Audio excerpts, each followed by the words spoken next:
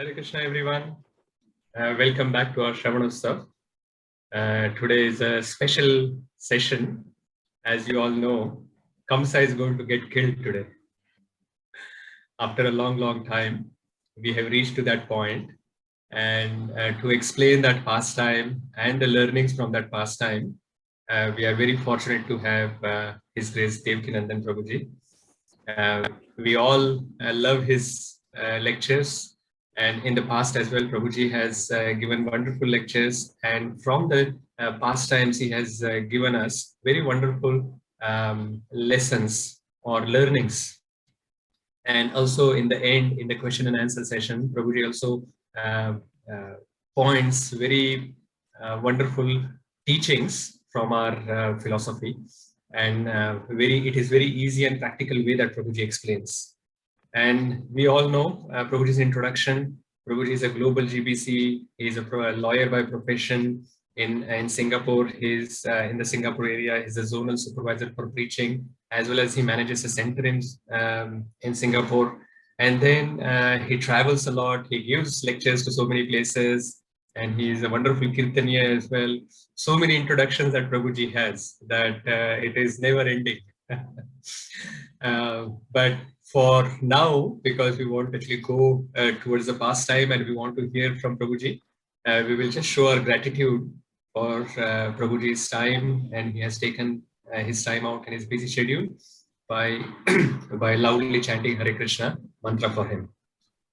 Hare Krishna, Hare Krishna, Krishna Krishna, Hare Rama, Hare Rama, Hare Hare. Thank you very much, Prabhuji. Over to you. Thank you. Thank you, Amrish Prabhu. And thank you to all the devotees today. Very nice to see you. Hope you're keeping well and you're happy in Krishna consciousness. It's so nice, this Sravan Utsav, because even while I was preparing and studying this chapter that you have given me, I found it so relishable. Sometimes in the busyness of our schedules, it's very easy for us not to just read in a cursory manner. And that's not good, you know. So this way we are studying it deeply. Srila Prabhupada put so much blood and sweat into his books, and therefore our love for him will actually be shown by how much we are actually loving him. It will actually be demonstrated by how deeply we go into Prabhupada's books. And there's no end to Prabhupada's books because they are like oceans. The deeper you go, you know, the stronger and the larger they get actually. So in that sense, it's just amazing, you see. So we're very happy that you've given us this chance. Today, what we want to do is we want to study this beautiful pastime of Killing of Kamsa.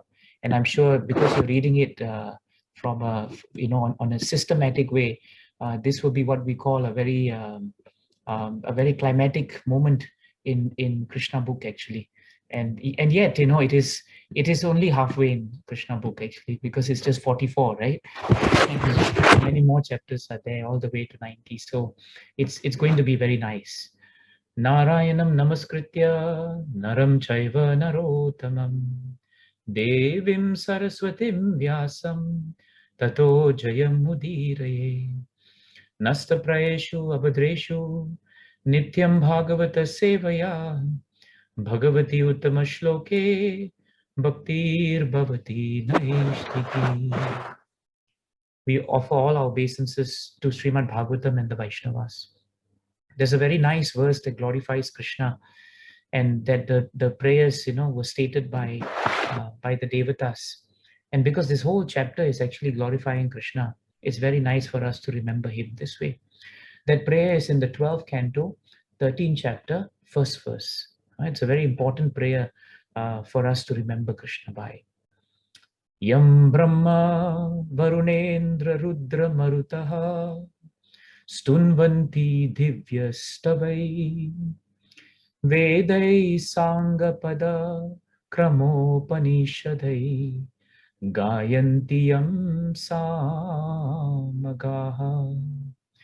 Dhyanavashtita tad gatena manasa Pashyanti yam yogino Yashyantam na vidu sura suragana devaya tasmai namaha.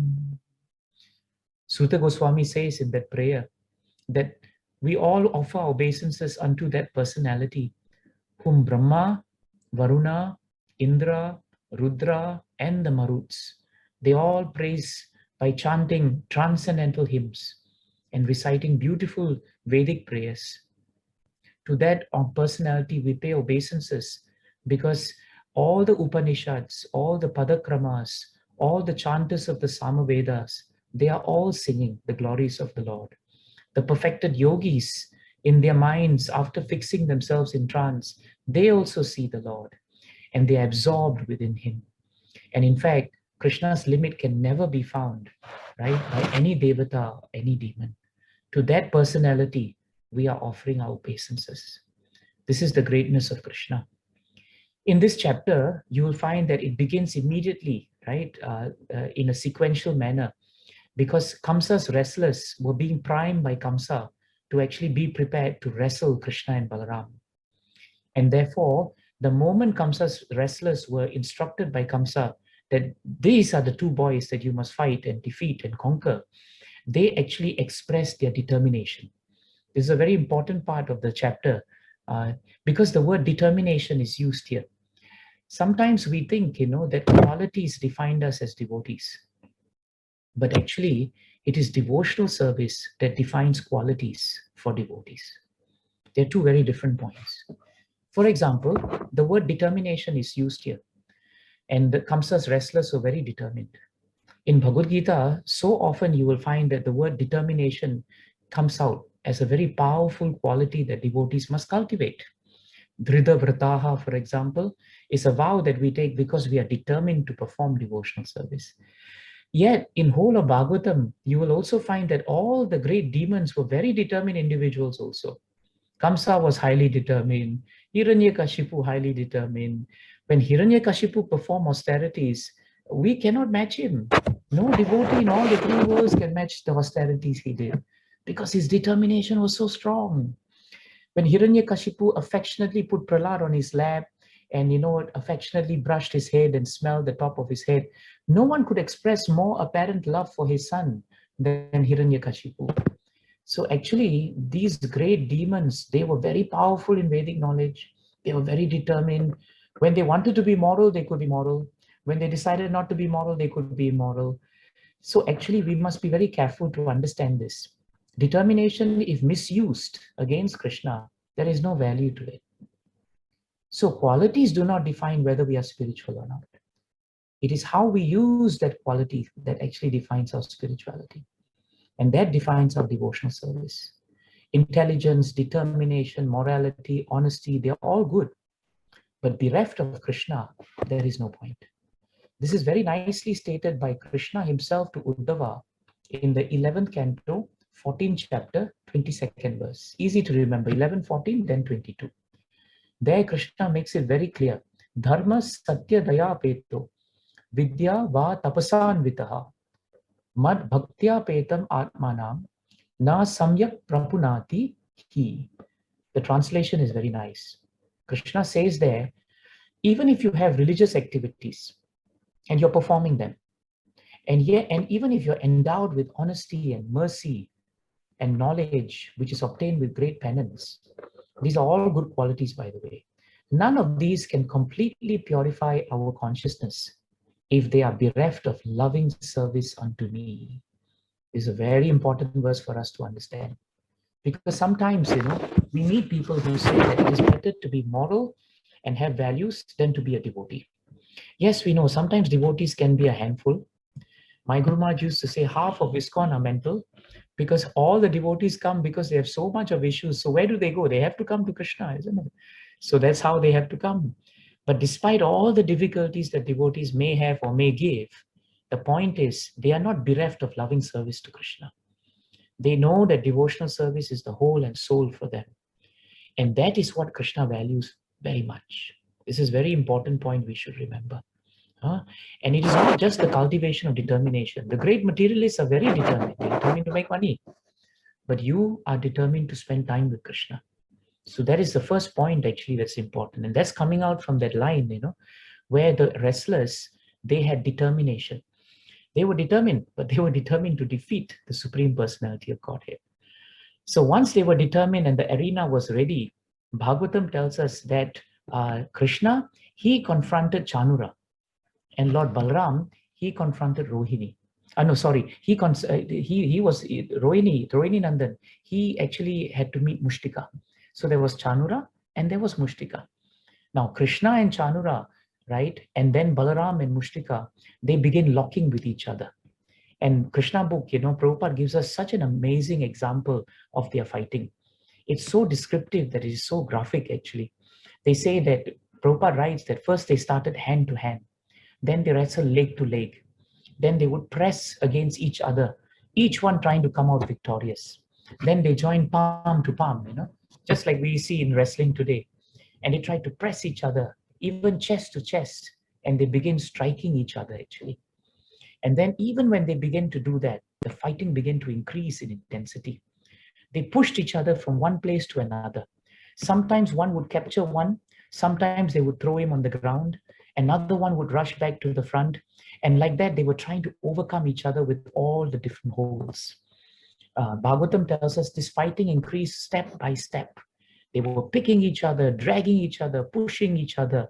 Then their legs and our hands were all locked together.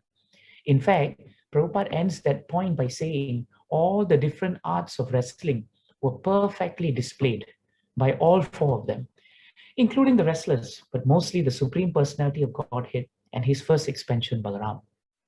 So this array of wrestling skills, we may think, oh, Krishna also is a wrestler. The important thing to understand here, Nectar of Devotion tells us, anything that Krishna touches, he's expert in. Remember, he's expert in all the 64 arts, right? He's expert in all the different things. And when he was in the ashram of Sandipani Muni, it didn't take long for him. Sandipani Muni would teach him in the morning, and by evening, Krishna would master it. How nice if we were like that, huh? And how nice if our children were like that. No tension, no blood pressure. But unfortunately, we are not Krishna, you see. But Krishna was so expert. So therefore, wrestling is also an art, you see. Therefore, you can see anything that is touched by Krishna, right, becomes transcendental. Why are we talking about wrestling moves? We are not watching WWE or any of these wrestling movies or anything or series. No, we're not. But when it comes to the fact that Krishna was wrestling, we are all eagerly listening about Krishna. Because morality for us is not defined by an activity. Morality for us is defined by whether Krishna endorses it or he does not. That is very important. If Krishna endorses something, we are prepared to do it because Krishna is the source of morality. It is not our whimsical ideas that is the source of morality. So these two, the two pairs of boys together with Chanura and Mushtika, they were fighting. But this is an important point. The audience that were in the wrestling arena, they had all gathered actually to see Krishna. And they were all gathered there to see what was all this big pageantry about. But they were not very satisfied, Krishna Book tells us. Why were they not satisfied? They were seeing Krishna and Balaram, but why they were not satisfied? Because in their hearts, they looked at Chanura and Mushtika, and they said that they are strong as thunderbolts. They were huge wrestlers, very powerful. They were undefeated, actually. And then they said, look at Krishna and Balaram. Krishna and Balaram, they are so small. They look so soft, and these boys, they are very tender age. But look at Chanura and Mushtika. They are strong as mountains, and they are so huge. The principles of justice, all the ladies who were sitting down specifically, the principles of justice, they said, will not remain here. They have left this arena. In fact, Bhagavatam tells us the moment the ladies saw that, that Chanura and Mushtika had such an advantageous position, they felt this entire thing was not fair. And Krishna Book tells us that these devotees who were sitting there, they were not impressed by this arrangement. Why? Because they were compassionate and they favored Krishna and Balaram. This is another very important point for us to understand. It is very natural for devotees, right? That when they take up devotional service, an important component of our devotional service is actually our compassion. This is very important. By nature, Bhagavatam tells us that devotees are very compassionate and they are always favorable to Krishna. The demons remember Krishna very much, but they are not favorable to Krishna and they are never compassionate. If we claim to be devotees, then compassion must be in our hearts actually. This is a very important point. Don't forget, in the first chapter of Bhagavad Gita, Arjuna, looked around at the battlefield and he did not want to fight his kinsman because Prabhupada writes in the purport, not because Arjuna was weak in one sense, but because as a Vaishnava, his heart was very soft, very soft. Look at Ambrish Maharaj in the 9th canto. Even though Durvasa Muni did so much of injustice to him, when Durvasa Muni finally came and fell at his feet, Bhagavatam tells us that Ambrish Maharaj was embarrassed. He was embarrassed that someone was falling at his feet and he just picked him up and said, please don't do this. So Vaishnavas are very compassionate. Another thing that's important is the audience begin to feel that even though Kamsa was the king, he was king in name only. They were not supporting him, especially at this match. Up till then, before Krishna entered Mathura with Balram, and they did not see him personally, some of the subjects were very much with Kamsa, but some subjects were not sure. But when they sat in this arena, then they realized that all the principles of justice will not be here because this is an unfair match. And they go one step further by saying, we also don't want to be part of this. And they say something very nicely, that if we stay, we are also implicated in this matter. This is important. Bhagavatam says that the ladies were talking. They said that if we remain and we remain silent, or if we don't say anything and we just continue watching, then we are also subjected to sinful activities. This is a very practical point for devotees.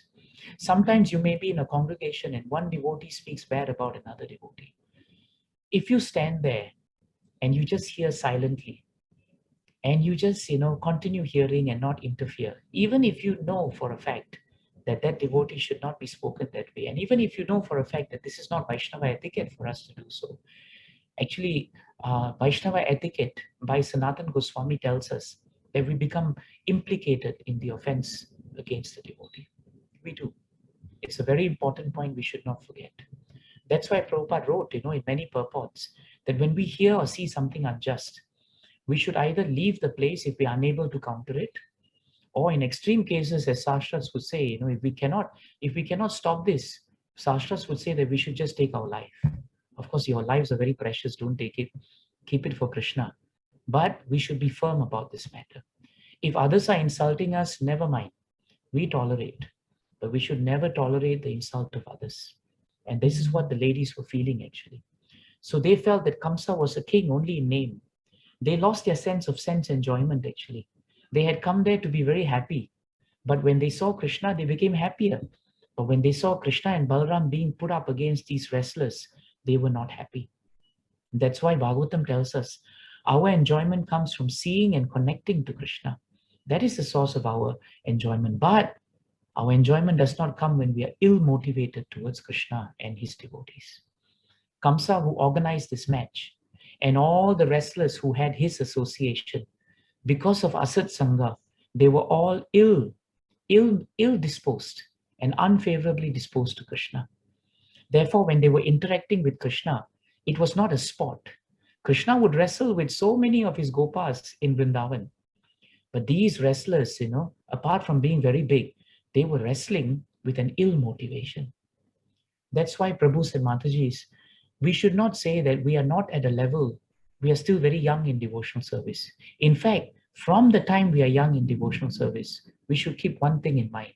Savai pumsam paro dharmo, yathor bhakti radok sache, ahai tuki apratihata yayatma suprasidati. So nice to see devotees chanting, your verses, Savai pumsam paro dharmo. The supreme occupation of our humanity is actually to render devotional service to Krishna.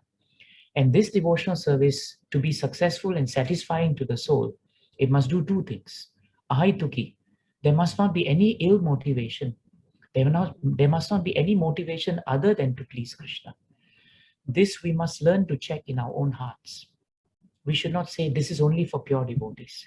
Purity is not attained overnight.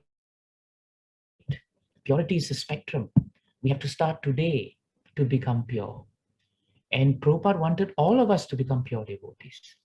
So it is not an ambition that we want to become pure. It is our birthright to become pure so that then we can render service to Krishna. So these ladies, they were very exalted devotees sitting down there.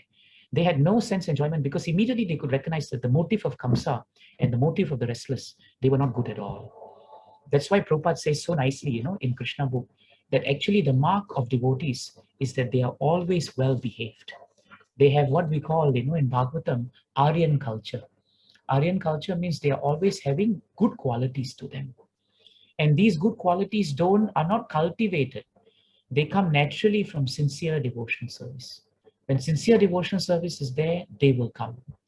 And this proof is given in the 5th canto, 18th chapter, 12th shloka. 5, 18, 12. Prabhupada liked this verse very much. Yasyasti bhakti bhagavati akinchana sarvai gunaistatra samasate suraha harau abhaktasya kuto mahadguna manoratena satidavato bahi. The translation is very nice.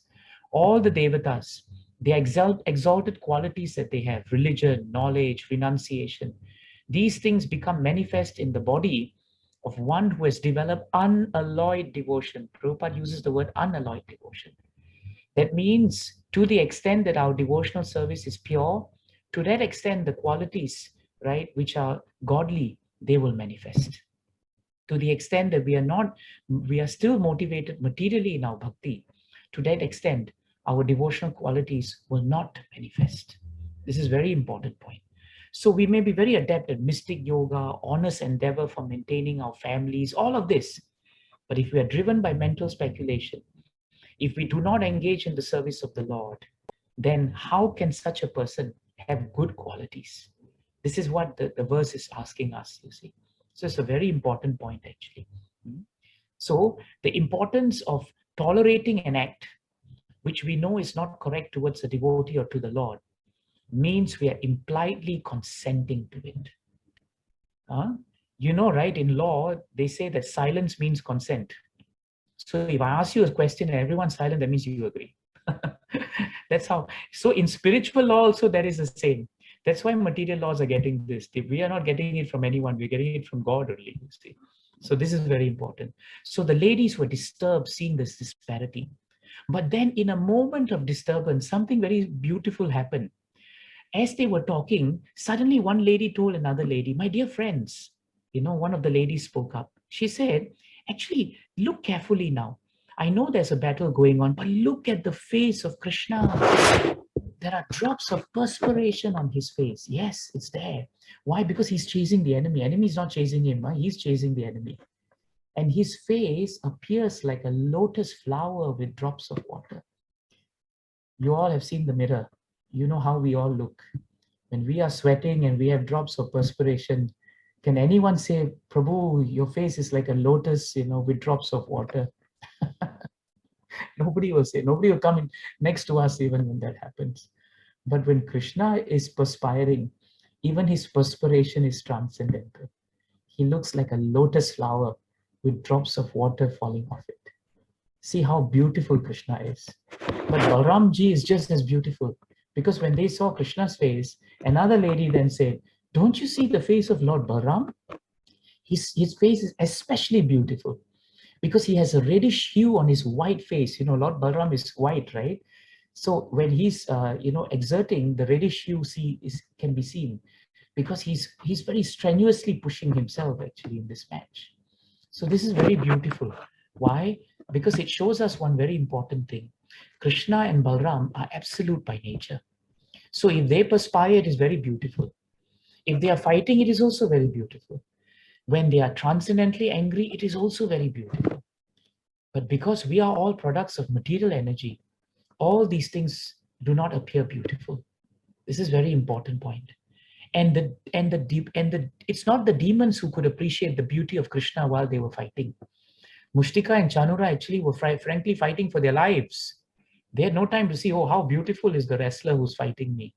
Kamsa was very worried because he was seeing that my wrestlers are not winning. But the ladies, the crowd that was watching, they could appreciate the beauty of Krishna. Why? Because their eyes were anointed with love. Premanjana Churita. That is the important thing. Huh? This is the important thing. When devotees see when they see Krishna, they take darshan. And when they take darshan, Krishna gives ikshanam. In Bhagavatam, these two words are very important. Darshan means you take darshan of the Lord. Ikshanam means the Lord gives you audience. Very nice point. Huh? Ikshanam means he gives you audience. And therefore you take his darshan. We never use the word, pashyati. Pashyati generally means to see. But darshan is always used for Krishna. And ikshanam is always used for Krishna. So that's why the devotees, their eyes are anointed with love. But the demons see Krishna as death personified. As death personified. And at this point, because the ladies now, they were not distracted by the disparity of the wrestling. They were now absorbed, not distracted. They were now absorbed by the beauty of Krishna. They were absorbed by the beauty of Krishna. And that's why then they all address each other. And they said, my dear friend, we are now looking at Krishna and Balram for a while. But imagine the gopis. Imagine how fortunate are the residents of Vrindavan, where Krishna is always there as the Supreme Personality of Godhead. Imagine how he's always decorated with flower garlands, Vaijayanti flowers. How he's engaged, in tending the cows. And how he's engaged always with sporting with his friends, playing his transcendental flute. How amazing the residents of Vrindavan must be. Because they're so fortunate that we are seeing them now only in the wrestling match. But they are seeing these two boys constantly. They see the lotus feet of Krishna and Balram every day. And these lotus feet, my friend, are worshipped by the great devatas like Brahma and Shiva. So this is very nice point actually. And that is why sometimes we forget. Vrindavan is very beautiful. Vrindavan is made Vrindavan because Krishna was present. If Krishna decided to take birth in New Zealand, in Auckland would have been Vrindavan. And today we'll all be going there for the parikram. You see, so Vrindavan was not special. But because Krishna touched Vrindavan, Vrindavan became special. Just like all the stars, when Krishna was going to take appearance, they were not properly aligned. But when they heard that Krishna was coming, then they became most auspicious. So who was the reason for auspiciousness? Not the stars. It's Krishna. And what is the reason for the beauty of Vrindavan? Not Vrindavan as a place, but Krishna who has consecrated that place. This is very important. And this is not speculation. Huh? Because in the 31st chapter, Gopi's Song of Separation, in the very first shloka, when the gopis see Krishna, when they cannot see Krishna because they are separated, they say the same point. What is that verse? Jayati te dikam janmana vraja shrayata indira shashwat atrahi daita drishyatam dikshutavakas tvaidrita shavas tvam vichinvate. These Gopi Geet verses are really beautiful. We can just keep singing them and singing them.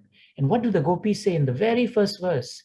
They say that Krishna, your birth in this land of Vraja has made it exceedingly glorious. That is the point. That is the point. That's why we are not attached to time, place, or circumstances. Wherever Krishna is, that place has become Vrindavan. You're all gathering in Zoom. And because you are gathering to hear Krishna, Zoom has become Vrindavan now. Huh? I'm in Singapore, you are there, but Zoom has become Vrindavan. That is the beauty of consciousness. It doesn't need a place. And so the gopis say, this land has become exceedingly glorious because you have stepped on it. Your feet have touched it. And that is why Indira, who is the goddess of fortune, that's why she's staying here. If you are not here, she will leave also. This is very important. And then they say something so nice. They say it is only for your sake, Krishna, that we, your devoted servants, we are maintaining our lives. Can you imagine? The devotees say that they maintain their lives only because Krishna is there. Without Krishna, there is no need. And they say, we are searching everywhere for you. So please show us where you are. See how beautiful This is the point we must understand. And the ladies are speaking about Krishna's beauty. It's so mesmerizing that no one can escape his beauty. You know, when Shukadev Goswami was in the womb of his mother, Bhagavatam tells us that he was still at a point, when he took a long time to come out. 19 years he didn't want to come out. Poor mother, 19 years, imagine holding someone. 9 months, we can't take it, right? And my wife told me 6 months she wants to end everything. She wants the baby to come out. Last trimester should come soon. Shukadev Goswami didn't want to come out. But then his heart, was moving towards that impersonalized movement until he heard 2 shlokas from his father. And one of the shlokas he heard is the description of Krishna, and that melted his heart. Barha pidam natavarvapuhu karnayo karnikaram bibrar vasaha kanika kapisham vaijayantim chamalam randram venur adara sudaya purayan gopavrindai Vrindaranyam Swapadaramanam Pravishad Gogita Kirti. This shloka comes in the 10th canto, 21st chapter, 5th verse, 10:21:5. And this is a landmark verse for the description of Krishna, because it says exactly what what the ladies are saying in this chapter. It says, that Krishna has this beautiful peacock feather that he wears like an ornament on his head. Peacock feather is never an ornament until it touches Krishna. Then they say he has beautiful karnikar flowers and he puts them on his ears, Then he has this beautiful yellow garment that he wears, which is as brilliant as gold. He has this beautiful Vaijayanti garland. Krishna exhibited this transcendental form as the greatest of dances. And when he danced with the gopis, he entered into the forest of Vrindavan. And when he entered into it, he beautified Vrindavan forest with the marks of his footprints.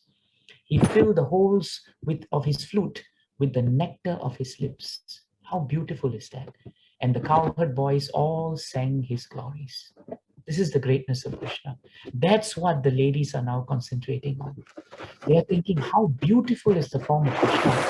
All the gopis must be always meditating on his beautiful nature, his complexion, his beauty, which is unparalleled.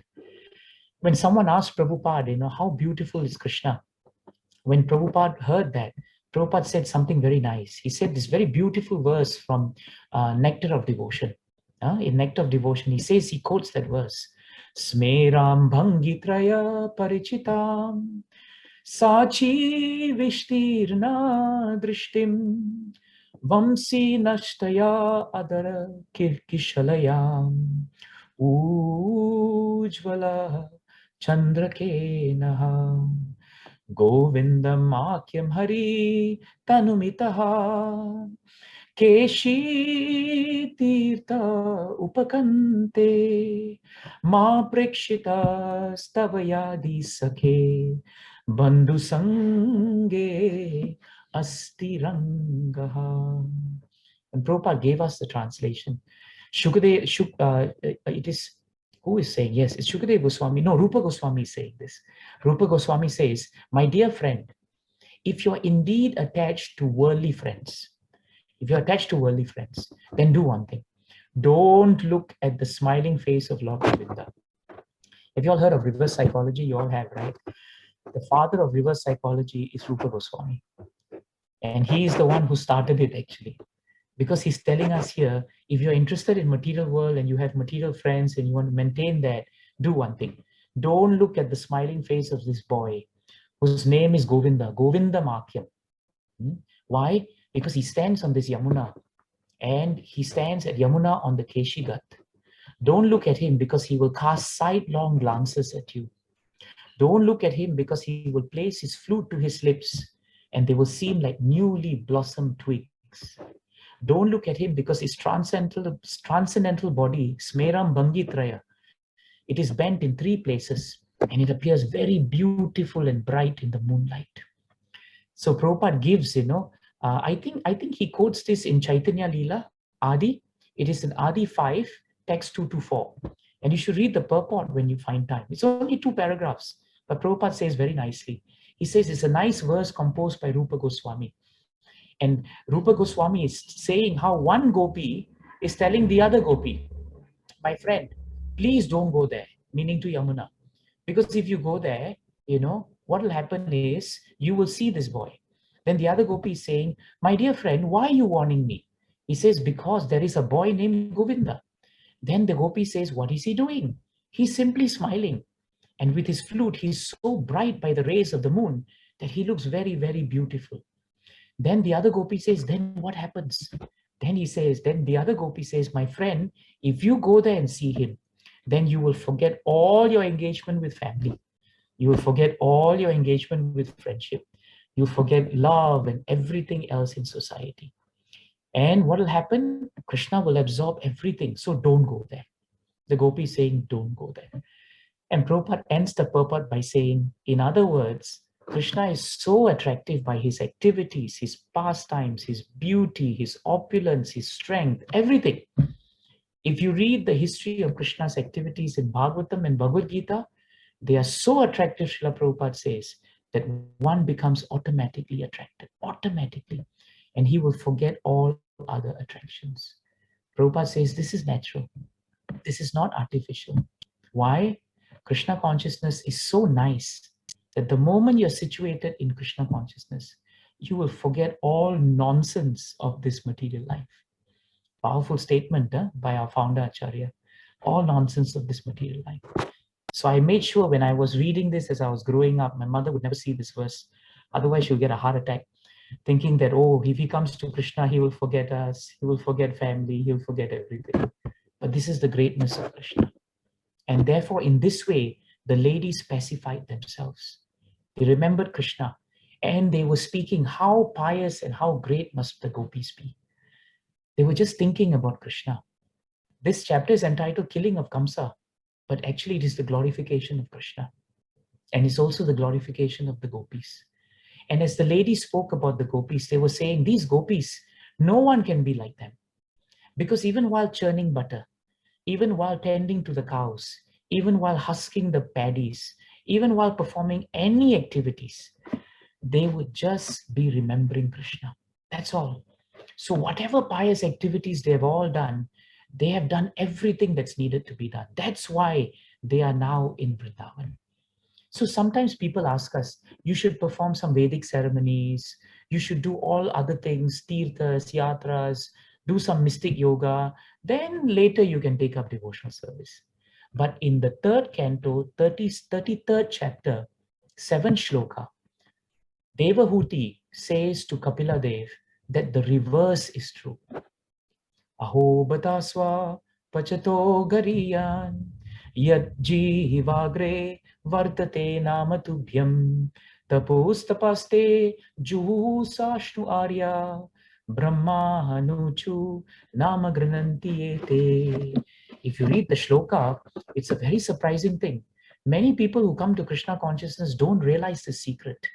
The secret, Devahuti Mata says, that even if we are born in families which are not of high birth, all of us, wherever we are born, but because we are chanting the holy names of Krishna, because we have taken up devotional service, Devahuti says it is understood that in our past lives, we have executed all kinds of austerities. In our past, we have done all fire sacrifice. In our past births, we have achieved all the good manners of Aryans. In the past, we have gone to all the yatras and all the tirthas. In the past, we have studied all the Vedas.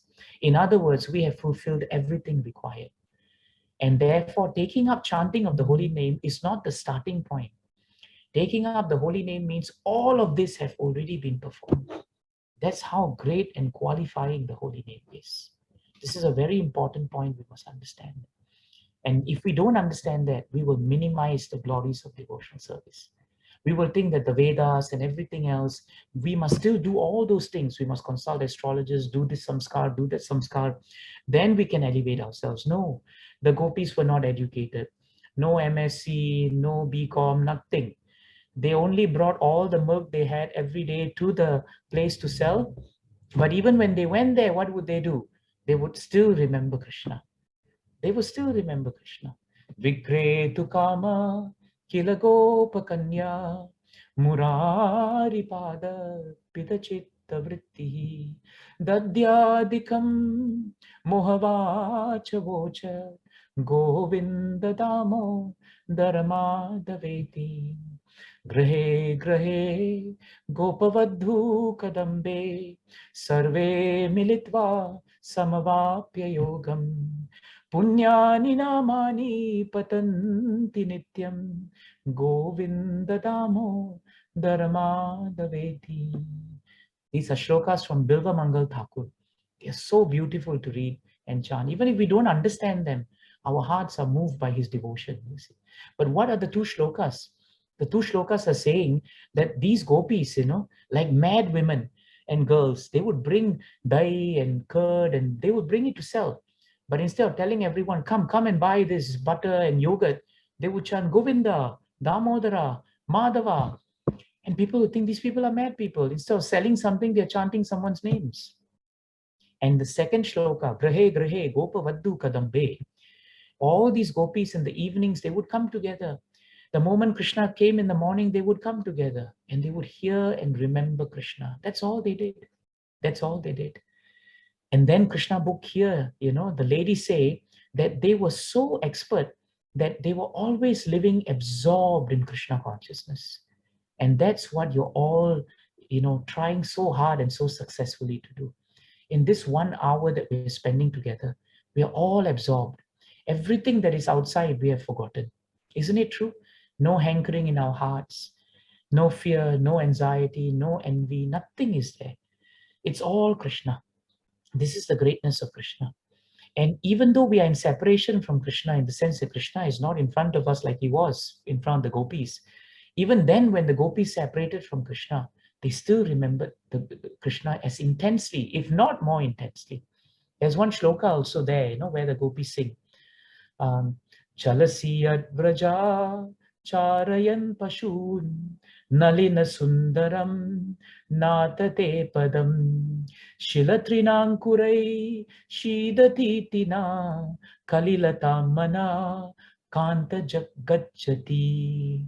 They say, my dear Master Krishna, my dear lover, when you leave the cowherd village to herd the cows, our minds become disturbed with the thought that your feet, more beautiful than a lotus, will be pricked by the spiked husk of grains and the rough grass and plants. This is how the gopis are thinking of Krishna. And then, when Krishna comes back, the gopis become so happy to see him. Atatiyad bhavan ahanikananam trute yugayate tvam pasyatam kutila kuntalam Shri Mukham Chate Jada Udikshatam Pakshma Kridrisham. This is the famous verse where they curse the creator, Brahma. Why Brahma gave us eyelids? Because when we blink, it is like Trute Yugayate. When Krishna goes away, he looks very beautiful, but whole day the gopis don't see him. But when Krishna comes back, he's all messed up actually. But even while being messed up, he looks even more beautiful. That's the same thing the ladies are saying here in today's chapter. They are saying that even though Krishna and Balrama are perspiring, they are still very beautiful. They are still very beautiful. And this is the mood of the devotees. Anything related to Krishna consciousness is always beautiful. We cannot understand this point. I don't know how many times you and I have been blinking, since we are seeing each other. But are we rolling on the floor in pain because, when we blink, we couldn't see Krishna? No, nobody's rolling. We're just blinking and we have no clue that we are not seeing Krishna or not seeing the devotees. How high is their point here? Now the ladies, they stop speaking this way. But Krishna Book, shows us one very important point in this chapter. It's very difficult in this material world for us to be not envious of another devotee who's doing very well. It's very difficult sometimes. When a devotee sings nicely, cooks very nicely, does something very amazing, right? In the heart somewhere we will say, why can I be like that? And if we are not careful with that, right, it will become what we call envy, if we are not careful.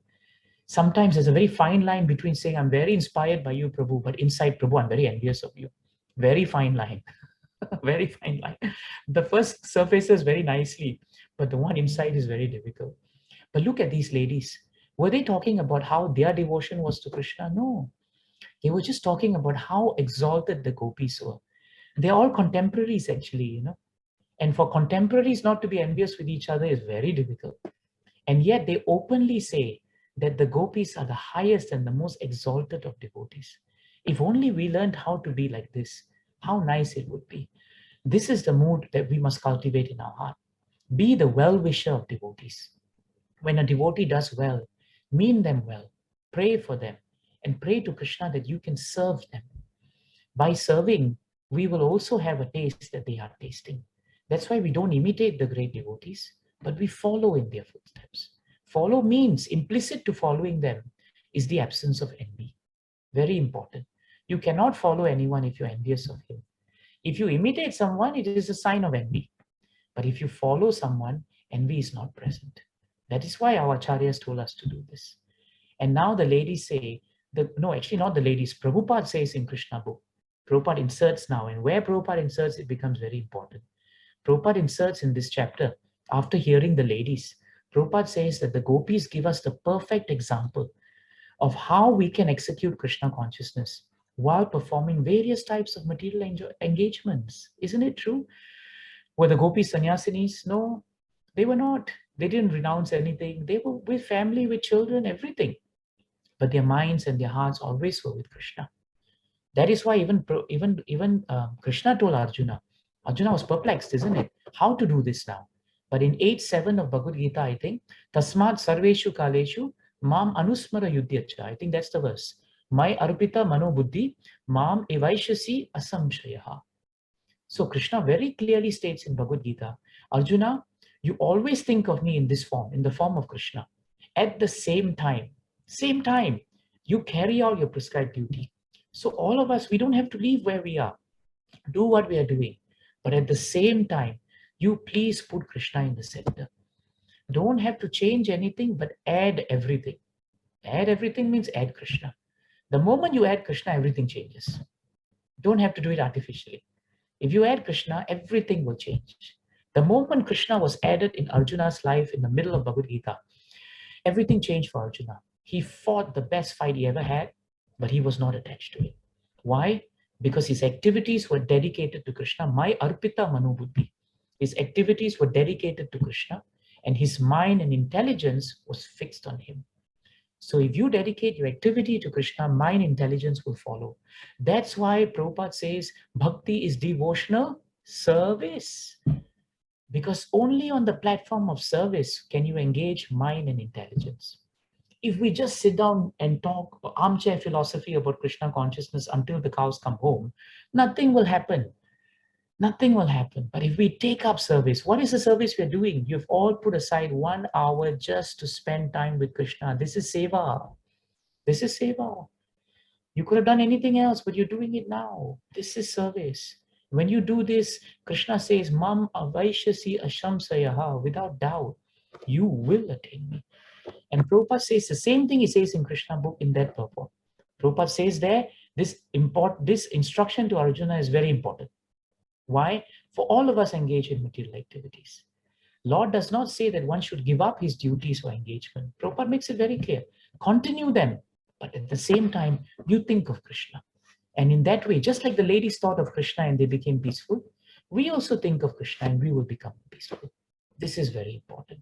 This is the meaning of absorption. And you can see from all that we have shared with the gopis, with the instructions of Arjuna, in Bhagavad Gita, how clear this is. Very important, very important. So now that the ladies had spoken and now they became very peaceful, and now that Prabhupada has actually told us how important it is actually to remember that Krishna is topmost in our lives. Now what happened? Krishna, the super soul, looked around the audience and he realized that, my God, all of them are in so much anxiety because they think we too are small boys. In Vrindavan Leela, Mathura Leela, Krishna uses Yoga Maya potency so that the devotees always think of him, in these transcendental relationships. Therefore, it was very natural that they were anxious. Remember when Krishna was fighting with Kaliya, you would have done the chapter. The moment all of them came to the banks of Yamuna, how many devotees fainted? Yeah, Yashoda Mata just swooned and fainted like a rod. Everybody was fainting because they were too anxious. And there, when Krishna saw, oh, they are fainting too much, Krishna decided, let's stop this fight. And in the same way here now, when the super soul of every living being, why the significance of super soul? Because Krishna knows everyone's heart. Everyone's heart. He knows. Whatever we are not saying, he knows. Whatever we are saying, of course, he knows. But the part we are always scared about is what we are not saying, isn't it? The good news is he knows that also. He knows that. When Chitraketu Maharaj saw Krishna, and he was asked, say something, or what do you want? What did he say? He said, my Lord, everything that needs to be known is known by you. In the presence of the sun, what is the light of a glowworm? How nice, isn't it? In the presence of sun, what is the light of a glowworm? The first time I saw a glowworm, I think, was in New Zealand, one of those caves, by the way. So it just came to mind. And therefore, Krishna is the super soul. He understood in everyone's heart that all his devotees were anxious for him. So what was it? Krishna decided, enough of this toying business now. Let's stop the wrestling match. And he decided that he will kill the wrestlers immediately. All the parents of Lord Balram and Krishna, they were all there, by the way. Yeah? Nanda Maharaj was there, Yashoda was there, Vasudev was there, Devaki was there. Krishna book tells us they were all anxious. Why? Because by Yogamaya potency, they did not know the unlimited strength of their children. At that point, they did not know. So Lord Balram was fighting with the wrestler Mushtika in the same way Krishna was. And Krishna then started being cruel. Prabhupada used the word, he appeared to be cruel with Chanura. And what did he do? He struck him 3 times with his fist. The great wrestler was completely jolted to the astonishment of the audience. Chanura then took one last chance to attack Krishna, just like a hawk will swoop upon another hawk. And at that point of time, Krishna was not even slightly disturbed, any more than a garland would disturb an elephant. What did he do? He caught the 2 hands of Chanura and he began to wheel him around and around and around, and then he threw him to the ground, just like that. Now, Bhagavatam tells us that, that Chanura fell like the flag of Indra. Indra is always in trouble. And every time he's in trouble, his flag drops. So even in Bhagavatam, I think it's a running transcendental joke that if anything drops, it's like the flag of Indra. See, Bhagavatam has so much humor even, isn't it? There's so much humor in Bhagavatam. We can't help but laugh. So Chanura just fell like the flag of Indra, and all his ornaments were scattered here and there. And Bhagavatam tells us actually before he hit the ground, his vital force had left him, even before he hit the ground. So now Lord Balram, who is Adi Guru, who is the personification of strength, what do you think he would do to Mushtika? He just caught him. And when Mushtika hit him, Balram hit him back with great force. That just one hit caused Mushtika to tremble and he started vomiting blood. And in that distressful condition, he gave up his vital force and he fell down like a tree falls down in a hurricane. That's how powerful he was. There was shock amongst the wrestlers. And Krishna Book tells us immediately after that, all the other wrestlers who were there, they started coming forward and they started fighting Krishna and Balaram. But Krishna and Balaram, one by one, all the remaining wrestlers were killed, and whoever left, they fled from the scene because they valued their life more. All the cowherd boyfriends of Krishna, when they saw that Krishna and Balaram had won, they became very, very happy and they congratulated them. Actually, if you read some other sastras that Sanatana Goswami has written, some of these friends would actually go up to Krishna and congratulate them and say, you know why you could fight so well? Because we gave you practice back in Vrindavan. That is why you all won your matches. In typical, boyhood friendship style, they said, no, you can't take the credit for this actually, because it's because, you were fighting with us. So we could see all your skills, you see. So they were all so happy. They came to see him with pleasure. Trumpets sounded, kettle drums were beaten. And amidst all that, right, Prabhupada doesn't leave out one beautiful detail. Even though there was so much of sound around Krishna and Balaram, one sound could be heard. The lake bells, the trinklets, the lake bells of Krishna and Balaram, they were tinkling. They were tinkling. Because no matter how loud is any sound produced by anyone, Anything that is in touch with Krishna produces the loudest sound. And that's why even the trinklets are transcendental. Does Krishna book leave anything to imagination? Everything is described. Everything is described. And all the people clapped in great ecstasy, and they were all susukam. And that's what devotional service is about. Devotional service is all about susukam actually. And that's why they were all happy. And at that point of time, everybody was happy but one person.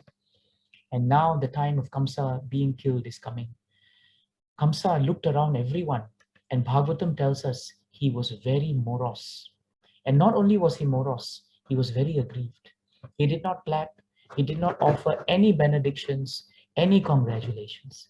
He resented the trumpets and the drums because they were played for Krishna. He felt very sorry for himself that all my good wrestlers have died and the rest have run away. You know what he did? He turned around and told the band that was playing music, stop playing. He then turned around and told his soldiers, the two sons of Vasudev should immediately be driven out of Mathura.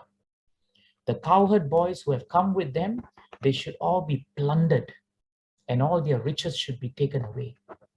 Nanda Maharaj, who's here, arrest him and kill him for his cunning behavior. And that rascal Vasudev should also be killed without delay. And now Kamsa did the final straw.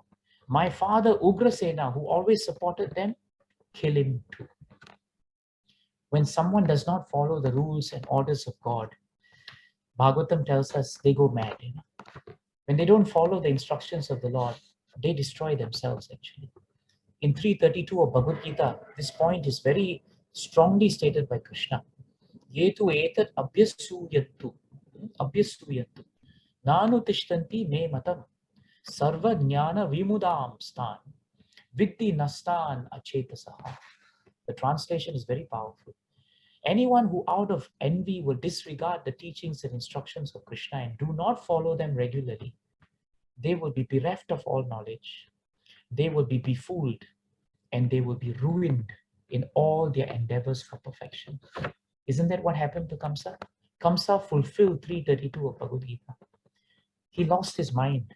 He lost his intelligence and now he will become ruined. Because when Kamsa spoke in this way, Krishna became transcendently angry with him. And within a second, the Lord had jumped onto the high dais where Kamsa was. He was on the ground, but he just jumped up there. But Kamsa was ready for him because he had been ready for him all his life, isn't it? Since the day he heard the 8th child is coming, Kamsa always was remembering him. So he was ready, took out his sword. And he thought that with his sword, he was ready to actually kill Krishna. As he wielded his sword, Bhagavatam tells us, hither and thither, Krishna just caught hold of him with great force. He evaded the sword and caught hold of him. And when he caught hold of him, what did he do? The great supreme personality of Godhead knocked the crown from Kamsa's head, grabbed his long hair in his hand, and he dragged him from his seat to the wrestling dais. Can you imagine? Dragged him from there through the wrestling dais, just dragged him like a commoner is being dragged, and he just threw him down. Then he straddled him on his chest and he began to strike him over and over and over again. And from the strokes of Krishna's fist, nothing else needed. Kamsa's vital force just left him. But Krishna was not finished.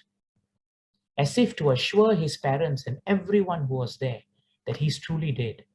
Sometimes when a lion has finished with a prey, Prabhupada says, what does it do? After killing it, right, it drags it here and there, just to show that I am lion and I've killed something. Krishna dragged the body of Kamsa after he was dead.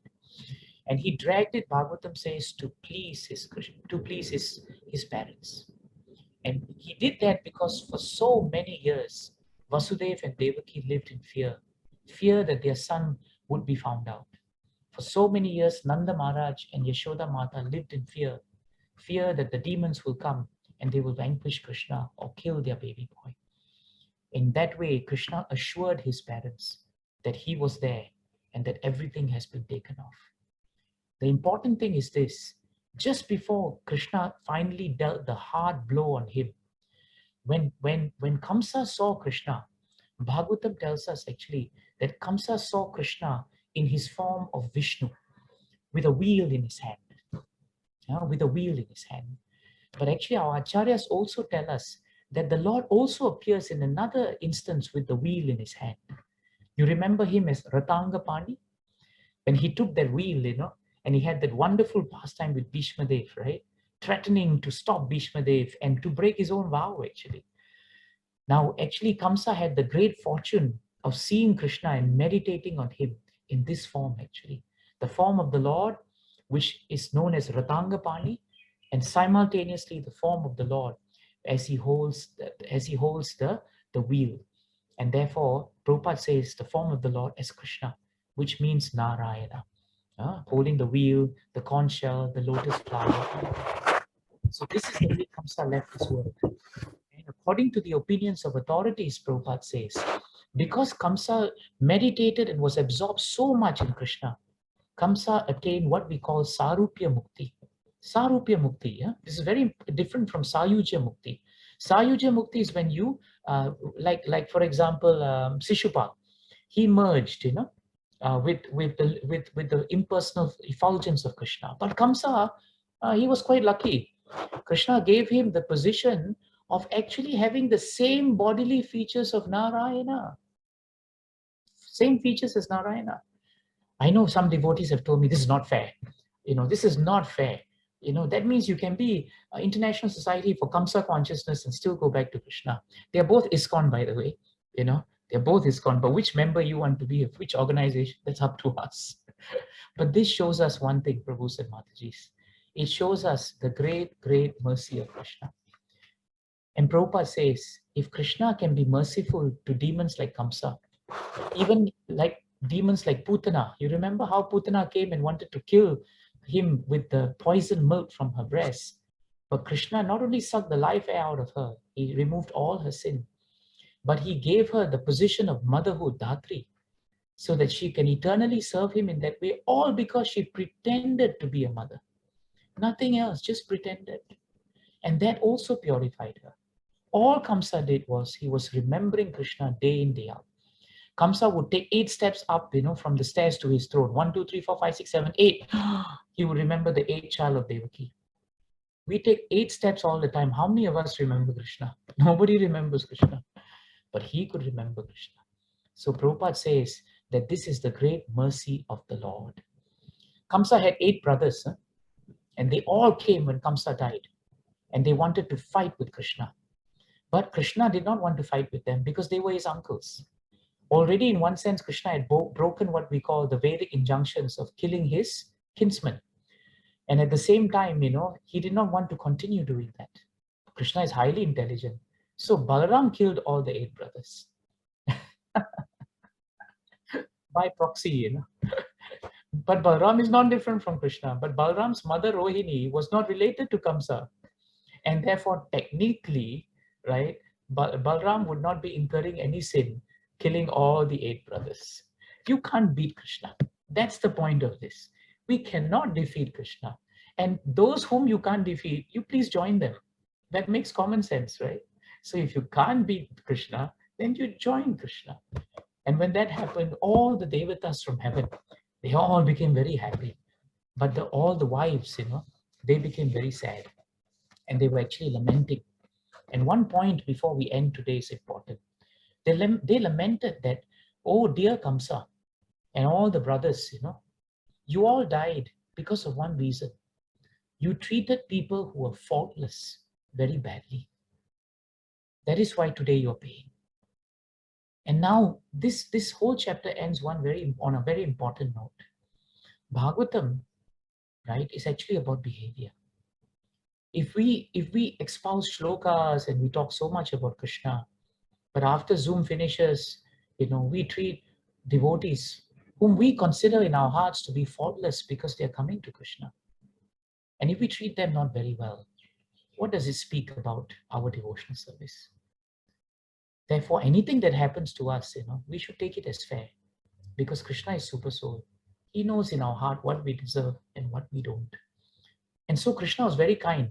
He actually consoled all the wives of the dead husbands and Kamsa's wife also. He consoled them because they were his aunties. And he personally supervised the entire funeral.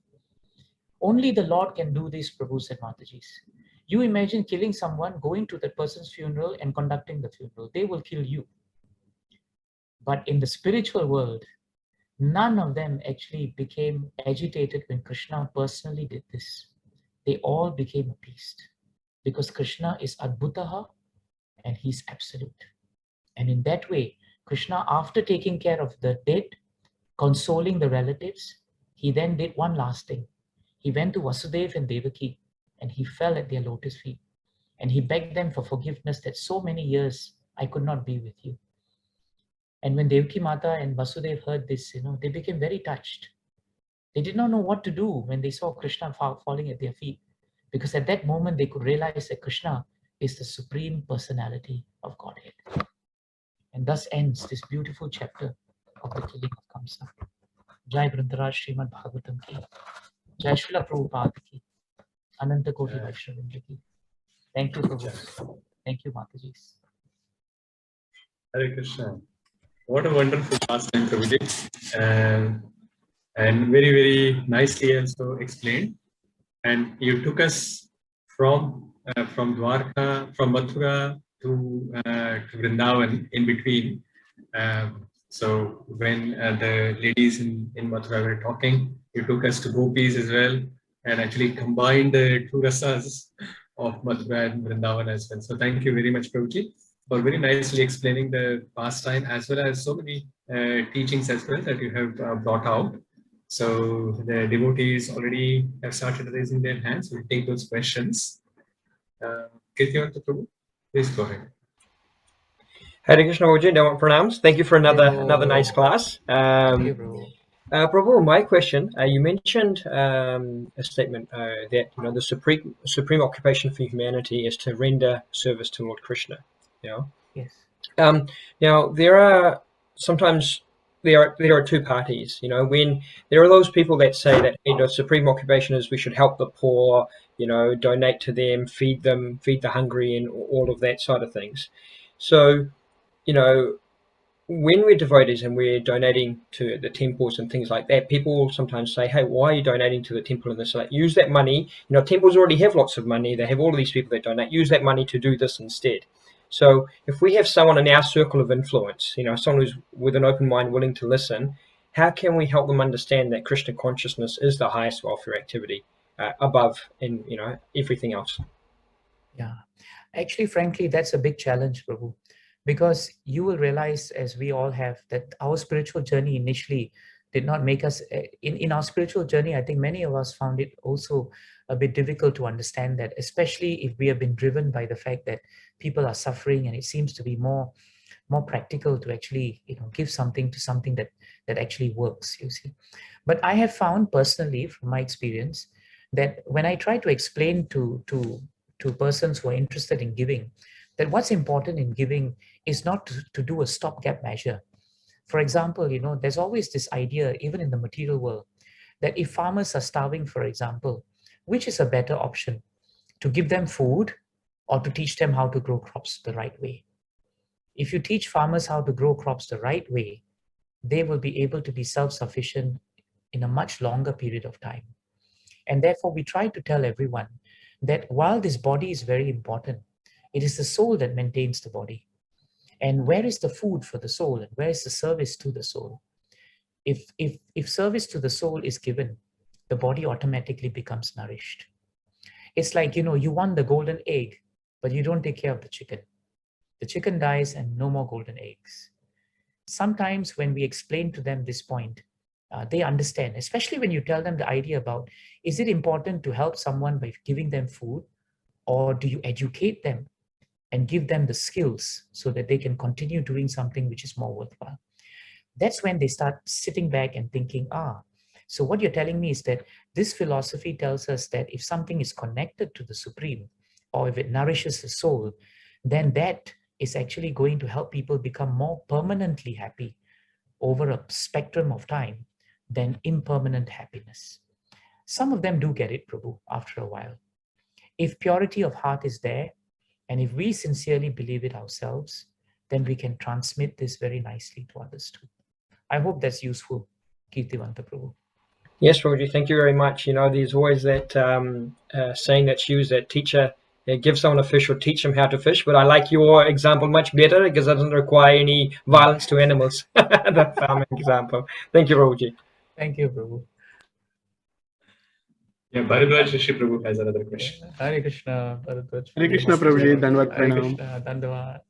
Prabhuji, I just wanted to add, I have a question as well, but just wanted to add, as I was hearing the verses that, you are reciting, it made it so beautiful. Thank you, Prabhuji. No, And thank you. I need to listen to the lecture again and then list them again and listen to them again. Thank you very much. And Prabhuji, my question is, in the beginning, you actually talked about determination. And we need to use the determination in the proper direction. So having determination is good, but using it in a proper way is most important. So sometimes even in devotional services also, sometimes we are determined to do something and we are not so determined to do something else. So why does that happen? And how can we counter that, Prabhuji? The main reason why sometimes we seem to be determined in one thing and why we are not, Prabhu, Bhaktivinoda Thakur has the answer. In one of his famous books, Harinam Chintamani, Bhaktivinoda Thakur says it's due to weakness of the heart. Weakness of the heart, he calls it Hridaya Dauluva. It means weakness of the heart.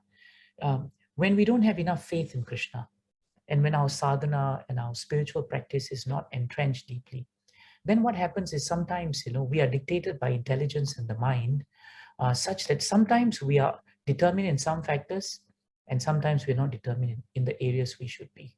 And this inconsistency is due to the fact that we have not become completely connected to the chanting of the holy name, and the quality of our devotional service may be lacking. So quantity may be there, Prabhu, 16 rounds, waking up for Mangalarti. But after waking up for Mangalarti, what is our mood when we perform Mangalarti? That's the difference between an advancing devotee and a struggling devotee. It's only maybe 2-3 minutes actually. The difference is actually time. A struggling devotee, after finishing class, he will talk about the weather, prasadam, and everything else. The advancing devotee, after class, he will meditate on what has happened and he will think about it. He will ingest it. That few minutes makes the difference in advancement. And that has an impact on the consistency of our qualities in whatever we do, Prabhu. It's a subtle but deep connection. That is what Bhaktivinoda Thakur tells us. I hope it's useful, Prabhuji. Yes, Prabhuji. Thank you very much. Thank you. Thank you.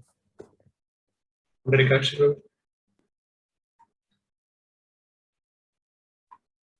Hare Krishna, Prabhuji. Dandavat Pranam, Prabhuji.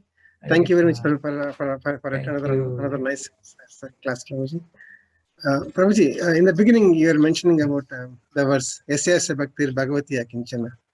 So where it says about so when there is no devotional service, then where is the good qualities in a person? But in our day-to-day life, sometimes we see some people have some good qualities, like they're better than ours passionate. sometimes, isn't it? Yeah, and they'll be very helpful. But when we try to give Krishna to them, they'll straight away reject it. So, how to see that situation, Prabhuji? Very good point. Now, this actually proves the verse, you see. It proves the verse that you can have Krishna and not, when you have Krishna, these qualities eventually will come. But if you don't have Krishna or you resist Krishna, you may develop them because of piety in previous life, because your gunas are nice. Those who are in mode of goodness, they tend to be very nice. Those in mode of passion, they may have some qualities which are admirable, But that's coming from previous samskars, Prabhu. And these previous samskars will end.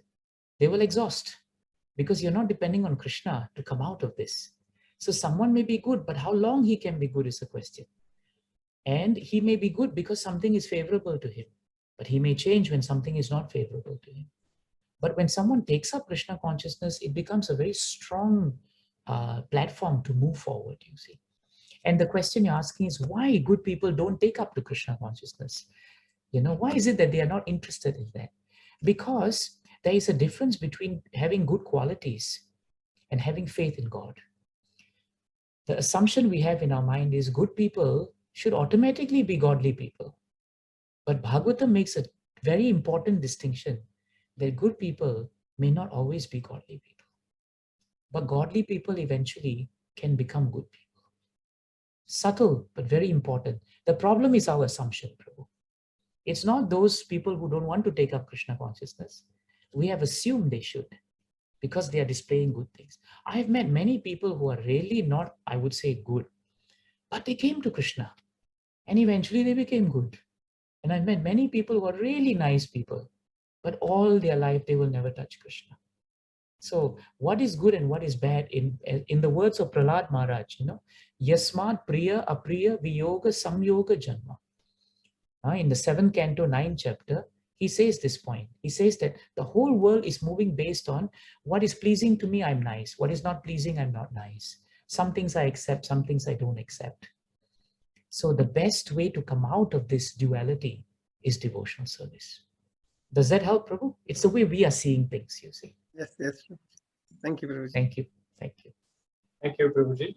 Prabhuji, I also have a few questions. If you have some time, I can Yes, ask yes, them. I do. Yeah, please. Prabhuji, the first question that I have is again related to your verses, Prabhuji. There are so many verses that you memorized, and you can just recite whenever like that topic is coming. And what is even more interesting from my perspective is that you can also remember their exact verse numbers. So what is the secret, Prabhuji? How do you actually memorize those verses and the verse numbers as well with them? And you can actually recollect them when you are giving lectures? Maybe it's also because of the training, Prabhu, that Maharaj, gave me in that sense. He told me that if you want to quote a shloka, you must give the audience hearing the reference, because if you give them the reference, then they will go back and they will look it up. And when you give them the reference, that means you can't cheat them also, which means you have to know the shloka well. Because when they look it up and realize, hey, he's saying one thing and shloka is another thing, then they know you are just trying to pass off as some pandit, you see. So he said, if you remember the shloka and the verse numbers, it will check you. It will check your honesty. Otherwise, it's very easy for us to learn shlokas, become pandits, and revel in the fact that people think, oh, you know so many shlokas. If you don't put them into practice, you don't understand them, it's of no value. So maybe that's why, I personally have been driven to try as far as possible. There must be reference. And when I write these things in my notebooks, Prabhu, I always have the numbers. So if I learn the verses, I learn them with the numbers. Yeah. So in that way, it helps, it helps. Yeah. So, Prabhuji, do you recite them regularly? That is Yes. how you are able to remember them? Yes, every day, Prabhu. So Mondays I recite, for me, for example, Mondays I recite all my Bhagavad Gita shlokas. Then Tuesday I recite the Bhagavatam shlokas, which have a certain meter, like Bhagavad Gita shlokas. Then Tuesday or Wednesday I will recite the shlokas which have that nice, na janmanunam mahato na saubhagam, that meter. Then there are many verses that I've learned from there. Then there are other verses, which are like Brahma Samhita lyrics, so in those, Tvam Bhakti Yoga Paribhavita Hrit Saroja. So like that, there are some shlokas also. So this way, most of my recitation is going on while I'm taking bath, Prabhu. So that's the easiest time, Instead of just, looking here, looking there, it's best to just chant them. And then you're on the bus, you're in between waiting for the court to happen or some cases to come. It becomes, so much a natural part of our lives. It really helps, Prabhu. And in difficulty, somehow Krishna will give us the right verses to remember. He really does. He really does. Thank you, Prabhuji. That is very helpful. Prabhuji, another question that I have is about the remaining silent, that point that you were mentioning, and that we say that when somebody is silent, he is agreeing to it. Maunam sammati lakshanam. But when actually at the same time, when the two devotees are fighting, it is also said that the devotees should not be actually taking sides. So sometimes the devotees actually use this second instruction to remain silent, because if you take sides or if you talk in between about when the fighting is going on, then we are taking sides and we don't want to take sides. So what happens probably if the two devotees are fighting and if you remain silent? What is the implication? Actually, there are two different scenarios. I'm glad you raised it. In the first scenario, one devotee is speaking ill of the other, but that devotee may not be there, or the devotee may be there and just very silently is hearing it and not saying anything. And if that devotee continues in a very belligerent or intimidating manner, either we should move away because we are not involved in it, or inform the authorities because we don't have adhikar, maybe they're very senior, or we should step up and say, Prabhu, I don't think you should speak this way to that devotee. If there are some issues between both of you, you should have a senior devotee sit down. You should speak openly about what you felt, and he must be given he must be given a chance to speak about what he or she felt also. So that's one example. In another example, you have a full-blown fight between two devotees. When they are having a full-blown fight and they are both going on at each other, if we don't have the adhikar to say anything, best to remain silent, chant Hare Krishna, or go away. Because you cannot decide who is actually doing what, because they are both in Kurukshetra mode, you see. So what to do, you can't. You just walk away and just go in Vrindavan mode. That's the only thing you can. But if you're in a position like a leader or someone who has an adhikar of relationship, you can tell them both, please don't go on like this. Let's sit down and do an Ishtagoshti, and try to understand that. So I'm glad you brought that up, because I hope that clarifies the situation, Prabhu. Yeah, thank you, Prabhu. Prabhuji, another point that you actually raised was about the contemporaries and how it is very difficult to not have envy amongst the contemporaries. And that point you were mentioning about when the Mathura ladies were talking about gopis.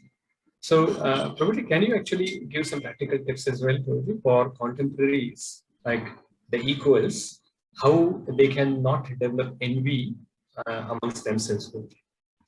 Very nice point, Prabhu. I think personally the best way for contemporaries not to be envious of each other, there are two things. One is the quality of our sadhana.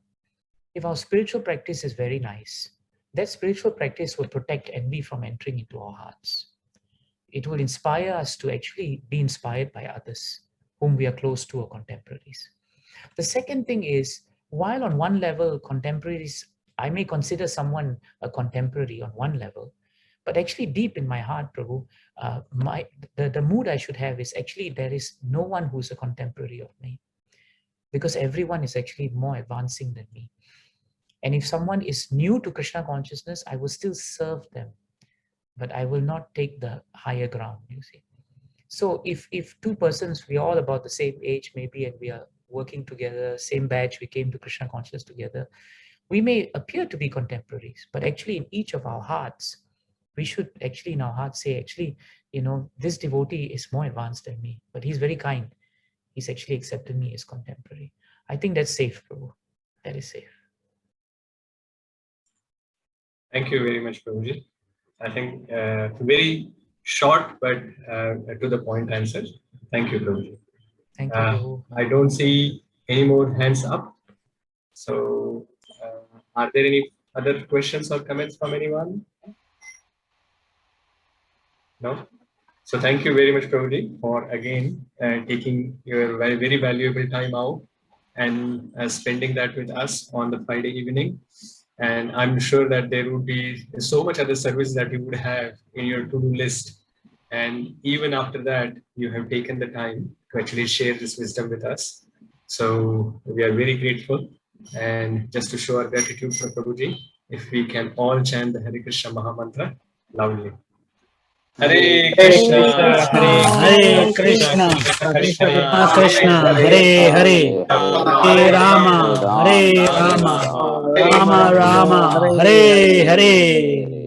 His Grace Devakinandan Prabhuji ki Jai. Ananta Koti Hare Vaishnava Krishna. Ji. Thank you, Jai. Prabhu, Mataji. Hare Krishna. Very happy to Thank see you you. very Krishna much. willing, see you again. Thank you. Thank you very much.